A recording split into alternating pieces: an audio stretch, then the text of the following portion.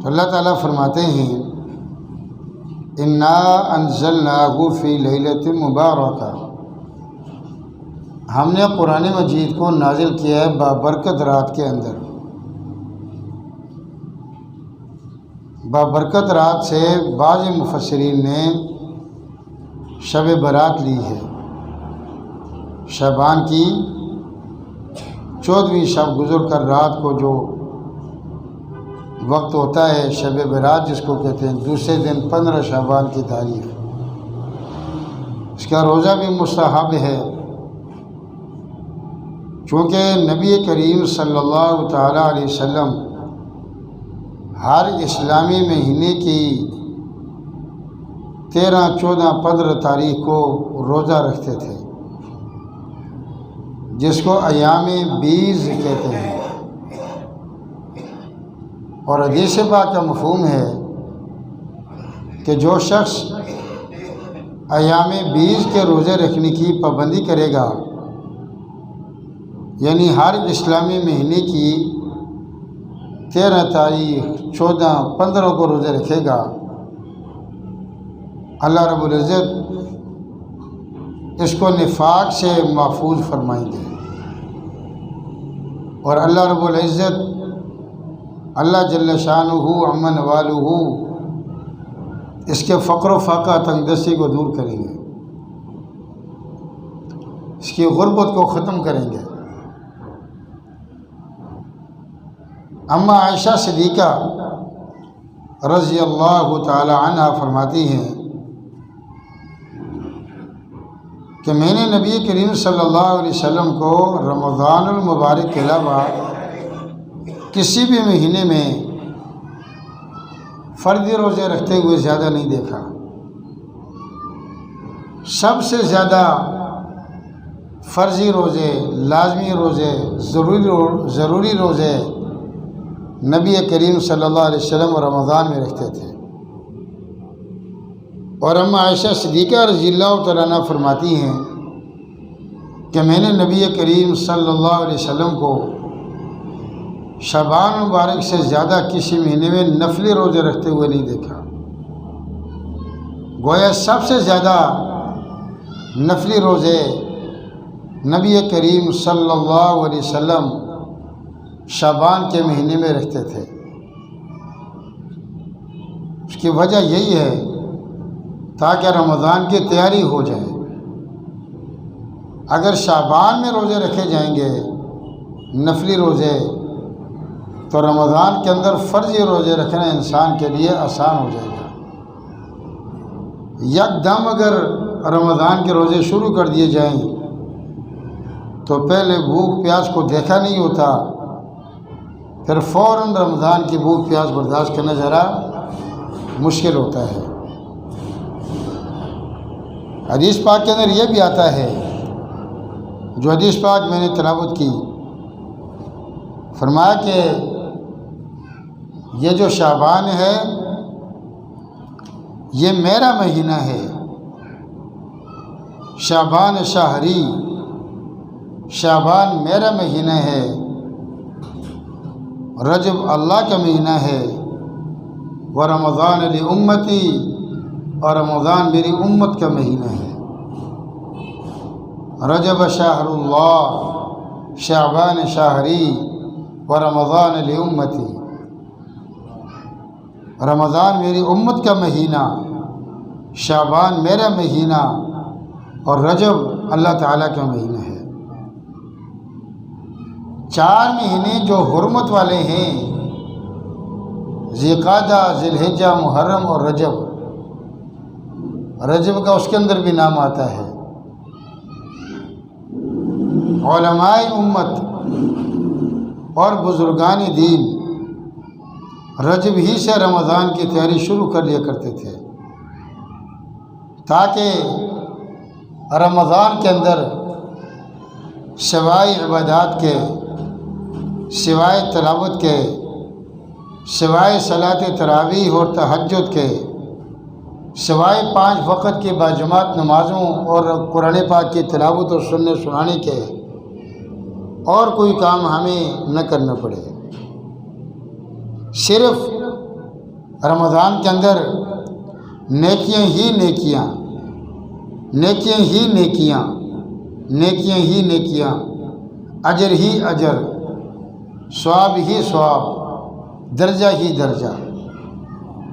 اور یہ پکی بات ہے کہ جو مسلمان مر گیا اور اس کے پاس نامہ اعمال اس کا نیکیوں سے بھرا ہوا ہوگا، ثواب سے بھرا ہوا ہوگا، درجوں سے اجر سے بھرا ہوا ہوگا، ایسا مسلمان مرتے ہی سیدھا جنتی ہوگا۔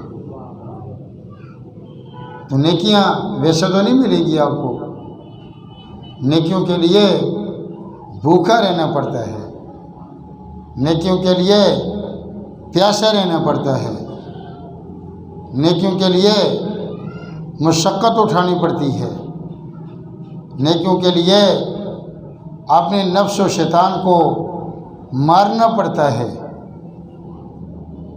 بڑا پیارا واقعہ کتاب میں لکھا ہوا ہے، ہم بھی یاد کریں، اس کو آگے بھی بتائیں کہ بہت بڑا گروہ ہے لوگوں کا، اور وہ لوگ لمبا سفر کر رہے ہیں، پیدل سفر ہے، چلتے چلتے راستے میں پہاڑی درہ آ گیا، پہاڑ کے اوپر چڑھنا مشکل، لیکن پہاڑ کے اندر سرنگ ہے، سرنگ کے اندر اندھیرا ہی اندھیرا ہے۔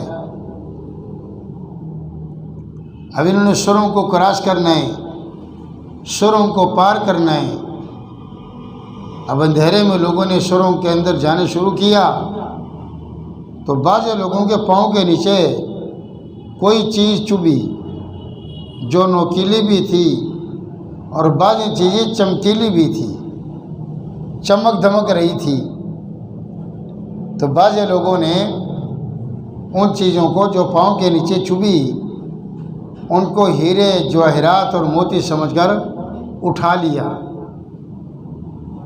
اور بعض لوگوں نے نہیں اٹھایا، بعض لوگوں نے زیادہ اٹھایا، بعض لوگوں نے کم اٹھایا۔ لمبا سفر جب طے ہوا، سرنگ کو کراس کیا گیا، واپس آنا بہت مشکل تھا، تو دیکھا کہ جن لوگوں نے ان چیزوں کو اٹھایا وہ ہیرے تھے، جواہرات تھے، زبرجد تھے، یاقوت تھے، لولو و مرجان تھے، سونا اور چاندی تھا۔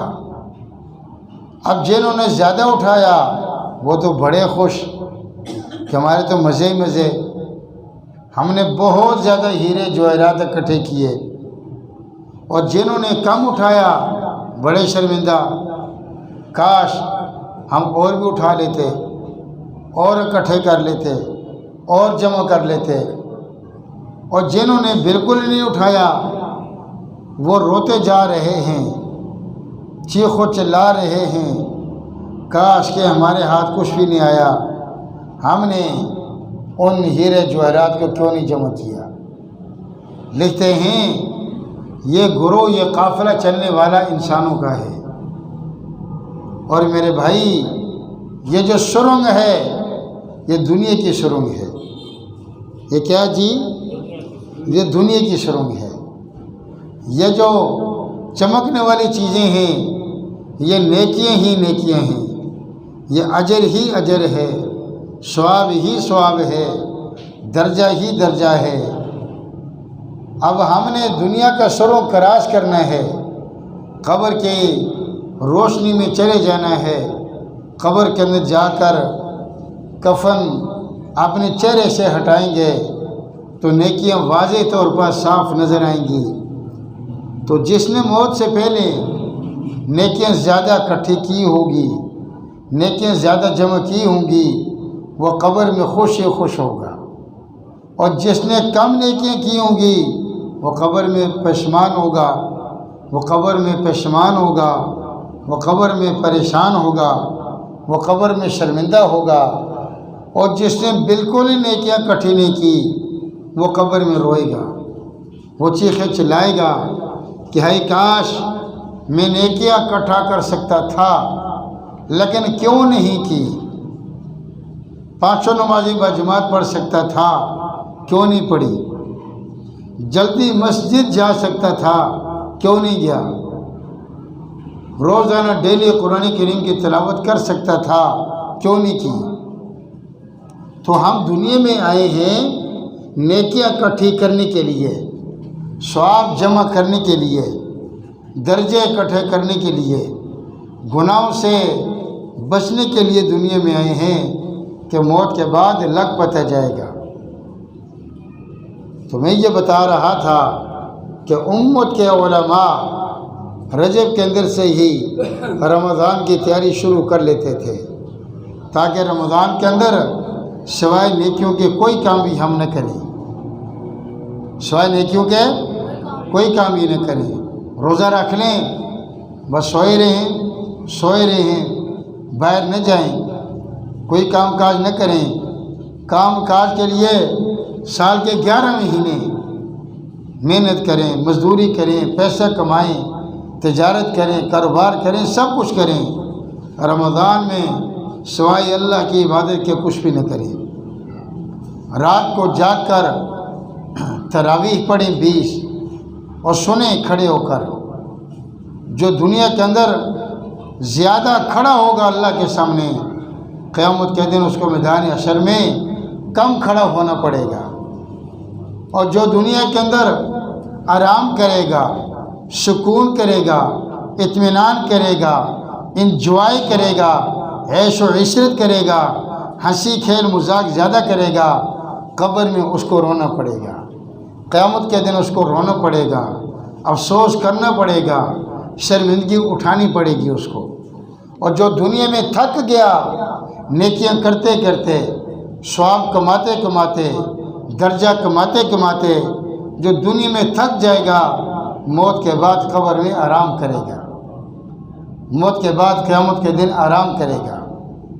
تو دنیا پیسے اکٹھے کرنے کی جگہ کا نام نہیں ہے، ورنہ پیسے تو اکٹھے یہودی بھی کرتے ہیں، کرسچن بھی کرتے ہیں، ہندو سکھ و غیر مسلم مرزائی شیعہ بھی کرتے ہیں، اور مسلمان بھی کرے، لیکن مسلمان بھی اپنے مذہب سے دور، مسجد سے دور، قرآن سے دور، نمازوں سے دور، اللہ سے دور، رسول اللہ صلی اللہ علیہ وسلم سے دور۔ تو بتائیے کہ مسلمان کی زندگی میں اور غیر مسلم کی زندگی میں کیا فرق ہے؟ بتائیے، کوئی فرق نہیں ہوگا۔ قبر کے اندر الماری کوئی نہیں ہے اور کفن کے اندر جیب کوئی نہیں ہے۔ جو کمائیں گے وہ چھوڑ کر چلے جائیں گے۔ دنیا نیکیاں کمانے کی جگہ ہے، دنیا اچھے کام کرنے کی جگہ ہے، دنیا گناہ چھوڑنے کی جگہ ہے، دنیا اللہ تعالیٰ کو راضی کرنے کی جگہ ہے، دنیا رسول اللہ صلی اللہ علیہ وسلم کو راضی کرنے کی جگہ ہے۔ تو یہ جو رات آ رہی ہے، یہ جو رات آ رہی ہے شب برات کی، حدیث پاک مفہوم ہے کہ اس رات اللہ تعالیٰ کی تجلی آسمان دنیا پر آ جاتی ہے۔ کب آ جاتی ہے؟ جو ہی سورج غروب ہوگا، سورج غروب ہوگا، رات شروع ہے مغرب کی نماز سے، صبح کے اذان تک اللہ تعالیٰ کی تجلی کا نزول انسانوں پر ہوتا ہے۔ اس رات کو جاگ کر ہم اللہ تعالیٰ کے سامنے خوب گڑ گڑائیں، خوب دعائیں مانگیں، خوب استغفار کریں، خوب روئیں، توبہ کریں، ذکر و اذکار کریں، تلاوت کریں، نوافل پڑھیں، دعائیں کریں۔ ہاں جی، اللہ تعالیٰ کے سامنے خوب ہم اپنی حاجات و ضروریات کو رکھیں۔ یہ پیکج اللہ پاک نے عطا کیا ہوا ہے، فری پیکج ہے۔ اور بھائی اس رات کیا ہوتا ہے سنیے گا، شعبان کی 15ویں رات کو کیا ہوتا ہے؟ جن لوگوں نے آئندہ سال شعبان کی 15ویں رات تک مرنا ہوتا ہے، موت ان کے مقدر میں لکھی ہوتی ہے، اللہ تبارک و تعالیٰ ان کے نام پوری تفصیل سے فلاں کا بیٹا فلاں فلاں کا باپ فلاں، فلاں کی بیوی فلاں، فلاں کی بچی فلاں، ان کے رجسٹر، ان کے فہرست، ان کے سارے نام اللہ تعالیٰ موت کے فرشتے کے حوالے کر دیتے ہیں۔ بھائی ان لوگوں نے مرنے ہیں، اب ہمیں نہیں پتہ آئندہ جمعہ مجھے پڑھانا نصیب ہو یا نہ ہو، آپ کو پڑھنا نصیب ہو یا نہ ہو۔ کتنے لوگ ایسے جو گزشتہ سال شعبان کی 15 شب کو موجود تھے، اس سال ہماری صفوں میں نہیں ہیں۔ محلے میں دیکھیں، آس پڑوس والوں میں دیکھیں، جان پہچان والوں میں دیکھیں، خاندان گھر والوں میں دیکھیں، اس سال ہزاروں نہیں لاکھوں لوگ دنیا سے جا چکے۔ نہ معلوم آئندہ سال 15 شعبان کی رات نصیب ہو یا نہ ہو۔ کاروبار کو کم کریں، پیسے کمانے کو کم کریں، نیکیاں زیادہ کریں، ہنسی مذاق کو کم کریں، رونا زیادہ کریں اللہ کے سامنے، نمازوں کے اہتمام ہو، ذکر و اذکار کے اہتمام ہو۔ اور اس رات جو ہے اللہ تعالیٰ کے اعلان کرتے ہیں، اللہ تعالیٰ کی طرف سے اعلان ہے کہ اس رات حل من یستغفر لی فاغفر لہ، ہے کوئی معافی مانگنے والا آئے مجھ سے معافی مانگے میں اس کو معاف کر دوں۔ اللہ کا اعلان ہے من یدعونی فاستجیب لہ، ہے کوئی مجھ سے دعائیں کرنے والا میں اس کی دعا کو قبول کروں۔ اللہ کا اعلان ہے من یسألنی فأعطیہ، ہے کوئی مجھ سے سوال کرنے والا میں اس کے سوال کا جواب دوں، میں اس کے سوال کو پورا کروں۔ فرمایا من یقرض لی من یقرض غیر عدیم ولا معدوم، ہے کوئی جو اللہ کو قرضہ دے وہ اللہ جو اس انسان کو دگنا ترگنا کر کے واپس کرے گا۔ حل من سائل یعطی، ہے کوئی مانگنے والا اللہ تعالیٰ اس کو اس رات بہت زیادہ عطا کرے۔ وہی ہم کیا کرتے ہیں، ابو سے پیسے لیے، ابو ہے تو بچوں کو پیسے دیے، جاؤ بھائی پٹاخے بجاؤ، نہ خود جاگو اور نہ لوگوں کو سونے دو، نہ خود عبادت کرو نہ لوگوں کو عبادت کرنے دو۔ خاص طور پر پٹاخے مسجد کے دائیں بائیں بجانے، کوئی مسجد میں سکون سے عبادت نہ کر سکے، کوئی سکون سے تلاوت نہ کر سکے۔ تو اگر رحمان کے بندے ہیں تو اس رات ماشاءاللہ شیطان کے بھائی بھی زندہ ہوتے ہیں، شیطان کی نسل بھی زندہ ہوتی ہے۔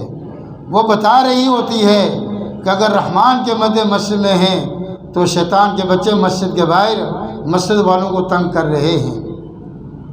ایسے لوگوں کا سوائے اللہ کے کیا کیا جا سکتا ہے؟ تو یہ رات بخشش کی رات ہے، یہ رات مغفرت کی رات ہے۔ اس رات کو ہم انفرادی طور پر اپنے گھروں میں یا مسجدوں میں رہ کر اپنے ساتھ اپنے بچوں کو شامل کریں، اپنے گھر والوں کو شامل کریں۔ اگر ہم گھر میں عبادت کریں گے تو گھر میں ہمارے بچے ہمارے ساتھ شامل ہو جائیں گے۔ ہر ایک کا الگ مسئلہ ہو، ہر ایک کی تسبیح ہو، ہر ایک کے ہاتھ میں سپارہ ہو، ہر ایک کے ہاتھ میں قرآن ہو، ہر ایک نفلیں پڑھ رہا ہو۔ اگر ہم مسجد میں آئیں گے تو ہم ہی آئیں گے، گھر والے تو نہیں آ سکتے۔ نفل عبادت نبی کریم صلی اللہ علیہ وسلم سب سے زیادہ اپنے گھر میں کیا کرتے تھے، سوائے اشراق کی نماز کے، باقی نوافل گھر کے اندر، تاکہ گھر کی جو مستورات پردہ نشین مائیں بہنیں ہیں، گھر کے جو ننھے منے معصوم بچے بچیاں ہیں، وہ بھی ہمارے ساتھ جتنا ان سے ہو سکتا ہے عبادات میں شامل ہو سکے۔ تو یہ رات اللہ تعالیٰ سے مانگنے کی رات ہے۔ حدیث پاک کا مفہوم ہے اس رات کے اندر اللہ تعالیٰ بنو کلب کی بکریوں کی بدن پر جو بال ہیں ان کی بالوں کی تعداد سے زیادہ تعداد میں اللہ تعالیٰ امت مسلمہ کے گناہوں کو معاف کرتے ہیں۔ بنو کلب یہ بہت بڑا قبیلہ تھا، عرب کا سب سے بڑا قبیلہ تھا، اس کا نام تھا بنو کلب۔ اور آج کل گاڑیوں کا رواج ہے، اس دور کے اندر یہ گائے بھینس بکریوں کا رواج ہوتا تھا، بھیڑ دمبے چھترین کا رواج ہوتا تھا۔ تو لوگ بکریاں چراتے تھے، جس کی بکریاں سب سے زیادہ ہوتی تھی اس کو وہاں بڑی شان و شوکت اور بڑی عزت والا، بڑا وقار والا سمجھا جاتا تھا۔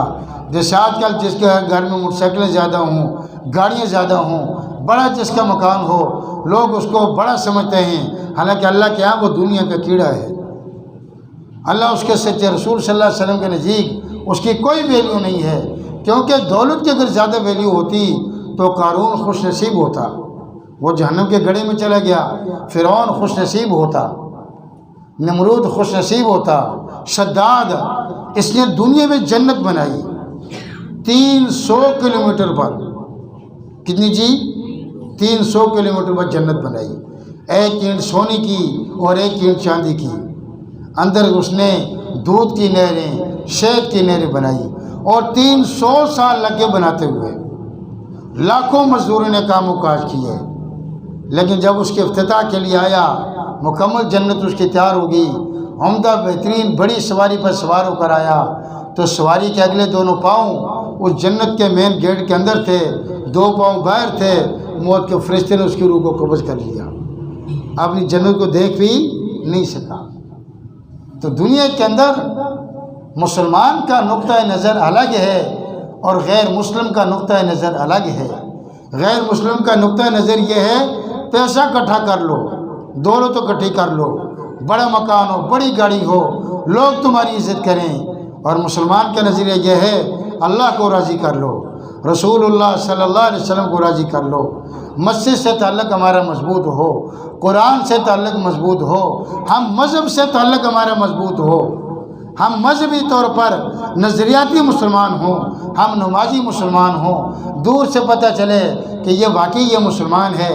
ہم ایسے نہ بنیں کہ اگر عیسائی، یہودی، ہندو، سکھ اگر اکٹھے کھڑے ہو جائیں تو پتہ ہی نہیں کہ مسلمان کون ہے، غیر مسلم کون ہے۔ دور سے پتہ چلے کہ یہ اللہ والا ہے، یہ رسول اللہ صلی اللہ علیہ وسلم والا ہے، ہمارا چہرہ نبی علیہ السلام جیسا ہو، ہمارا سر نبی علیہ السلام جیسا ہو، ہمارا لباس نبی علیہ السلام جیسا ہو، اور ہماری آنکھوں میں حیا ہو کہ ہر بہو بچی آسانی سے گزرے تو ہماری نظر نیچے کیوں ہو۔ تو مسلمان کا نقطہ نظر اور غیر مسلم کے نقطہ نظر میں بہت بڑا فرق ہے۔ موت کے بعد کافر مرتے ہی سیدھا جہنم میں جائے گا، ہمیشہ کے لیے عذاب ہے، اور مسلمان کا نظر یہ ہو، مسلمان کا عقیدہ نظریہ یہ ہو کہ مرتے ہی مسلمان سیدھے جنت میں چلا جائے گا۔ لیکن اب اللہ معاف فرمائے، جو مسلمان کی زندگی نظر آ رہی ہے کہ جو شخص جتنا دین سے دور ہوگا وہ اتنے ہی اللہ اس کے نبی سے دور ہوگا۔ جو مسلمان جتنا دین سے، مسجد سے، اللہ سے، نبی کریم صلی اللہ علیہ وسلم سے دور ہوگا وہ جہنم کے قریب ہوگا، شرک کے قریب ہوگا، بدعت کے قریب ہوگا، دنیا کے قریب ہوگا، اور جنت سے دور ہوگا اور جہنم کے قریب ہوگا۔ اب یہ ہمت کی بات ہے، ہر بندہ ہمت کرے۔ اگر نماز کے وقت میں اور اذان کے بعد خانہ کعبہ کا طواف بند ہو سکتا ہے تو ہماری دکانیں بھی بند ہو سکتی ہیں۔ طواف سے زیادہ قیمتی ہماری گاڑیاں نہیں ہیں، طواف سے زیادہ قیمتی ہماری موٹر سائیکلیں نہیں ہیں۔ جب طواف کو بریک لگ سکتی ہے تو ہماری گاڑی کو بریک لگ سکتی ہے، ہماری دکان کو بریک لگ سکتی ہے، ہماری ملازمت کو بریک لگ سکتی ہے۔ جب طواف رک سکتا ہے فرض نماز کے لیے تو ہمارا نظام زندگی کیوں نہیں رک سکتا؟ لیکن ہم روکنا نہیں چاہتے، ہم روکنا نہیں چاہتے، ہم نیک بننا نہیں چاہتے، ہم نمازی بننا نہیں چاہتے۔ اور جو انسان خود تبدیل نہ ہو اللہ تعالیٰ اس کو کبھی تبدیل نہیں کرے گا۔ اس کو تبدیل کرنے کے لیے جہنم کے فرشتے ہیں، اس کو تبدیل کرنے کے لیے قبر کے فرشتے ہیں۔ تو ایسے وقت کے آنے سے پہلے ہم خود اپنے آپ کے اندر تبدیلی لائیں۔ ایک اللہ کے ولی دنا بہلول شہر کے کنارے کھڑے ہو کر رو رہے، تو پوچھا بھائی یہاں کیا کر رہے ہو؟ جی یہاں جی صلح کرا رہا ہوں۔ کس کے درمیان صلح؟ بے نمازی بے دین لوگوں کے درمیان اور اللہ کے درمیان صلح کرا رہا ہوں۔ اچھا بھائی صلح ہو گئی؟ فرمائے اللہ تعالیٰ تو مان رہے ہیں کہ آ جاؤ میرے بندو، آ جاؤ میرے بندو، لوگ نہیں مان رہے۔ بھائی لوگ کیا کہتے ہیں؟ کوئی کہتے ہیں کہ میرا میسیج آ گیا، کوئی کہتے ہیں میرا مہمان آ گیا، کوئی کہتے ہیں میرے گاہک آ گئے، کوئی کہتے ہیں میری دکان پر کوئی نہیں، کوئی کیا کہتے ہیں۔ ہر ایک کے الگ بہانے ہیں۔ جتنے منہ اتنی زبانیں، جتنی زبانیں اتنی باتیں۔ اللہ تعالیٰ مان رہے ہیں لیکن لوگ نہیں مان رہے۔ دوسرے نے دیکھا کہ دانا بلول جو ہیں وہ قبرستان کے باہر کھڑے رو رہے ہیں۔ پوچھا بھائی کل وہاں کھڑے تھے، آج یہاں کر کھڑے ہو، یہاں کیا کر رہے ہو؟ جواب دیا صلح صفائی کرا رہا ہوں۔ یہاں کس کے درمیان صلح؟ مردوں کے درمیان، اللہ تعالیٰ کے درمیان صلح کرا رہا ہوں۔ پھر کیا بنا؟ صلح ہو گئی۔ تو جواب دیا دانا بلول نے مردے مان رہے ہیں، اللہ تعالیٰ نہیں مان رہے۔ مردے مان رہے ہیں، مردے کہتے ہیں اللہ تیری خدائی کی قسم، تیری کبریائی کی قسم، تیری عظمت کی قسم، تیری عزت کی قسم، اے اللہ ایک مرتبہ دنیا میں بھیج دے۔ تو نے 5 نمازوں کا کہا تھا، اللہ ہم دن میں 5 کروڑ نمازیں پڑھ کر دکھائیں گے۔ اللہ تعالیٰ فرمائیں گے میرے بندو تمہیں دنیا میں اتنی لمبی عمر عطا کی تھی تو میں نے 5 کروڑ کا مطالبہ نہیں کیا، 5 لاکھ کا مطالبہ نہیں کیا، 5500 کا نہیں، بلکہ 5 نمازوں کا مطالبہ کیا تھا۔ تم ذرا آ جاتے نا میرے پاس۔ اب اللہ تعالیٰ نہیں مانیں گے قبر کے اندر۔ تو شعبان کی 15ویں رات یہ بڑا پیکیج اللہ تعالیٰ نے دیا ہے۔ اس رات کو جاگ کر اپنے رب کو منوائیے۔ چند لوگوں کو اللہ تعالیٰ معاف نہیں کرے گا حدیث پاک کے حوالے سے۔ ایسے بدبخت لعنتی قسم کے لوگ ہیں کہ چند لوگوں کو 15 شعبان کے اندر بھی اللہ تعالیٰ معاف نہیں کریں گے۔ نمبر 1،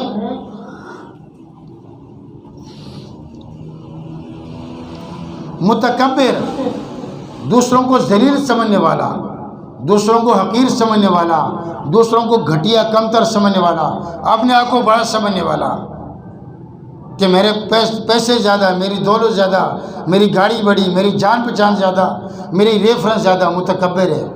اس رات اللہ تعالیٰ اس کو معاف نہیں کریں گے۔ نمبر 2، زانی۔ نمبر 3، والدین کا نافرمان۔ نمبر 4، شرابی، چرسی بھنگی۔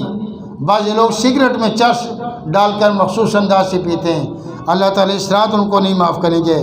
اور نمبر 5 یہ ہے، اس میں تو تقریباً ہر مسلمان مبتلا ہے، جس کے ٹخنے ہمیشہ چھپے ہوں گے۔ پینٹ اس کے ٹخنوں سے نیچے ہو، شلوار اس کے ٹخنوں سے نیچے ہو۔ 3 حالتوں میں اپنے ٹخنوں کو ننگے کرنا واجب ہے، قیام کی حالت، رکوع کی حالت اور چلنے پھرنے کی حالت میں۔ بخاری شریف کی روایت ہے، مسلم شریف کی روایت ہے، نبی علیہ السلام نے ارشاد فرمایا کہ ٹخنوں کا جو حصہ ڈھانپ جائے گا وہ ٹخنے انسان کو جہنم میں لے کر جائیں گے۔ حدیث پاک کا مفہوم ہے۔ تو ٹخنے ڈھانکنے والا بھی اس رات معافی کے قابل نہیں ہے۔ اس طرح قطع رحمی کرنے والا، بھائی بھائی سے ناراض ہے، بہن بھائی سے ناراض ہے، یوں ایک مسلمان ایک دوسرے سے ناراض ہیں، اس رات پہ اللہ پاک ان کو معاف نہیں کریں گے۔ تو یہ رات معافی کی ہے، تلافی کی ہے، لوگوں سے معافی مانگی ہے اور خود معاف کیجئے، اللہ تعالیٰ بھی ہمیں معاف کر دے گا۔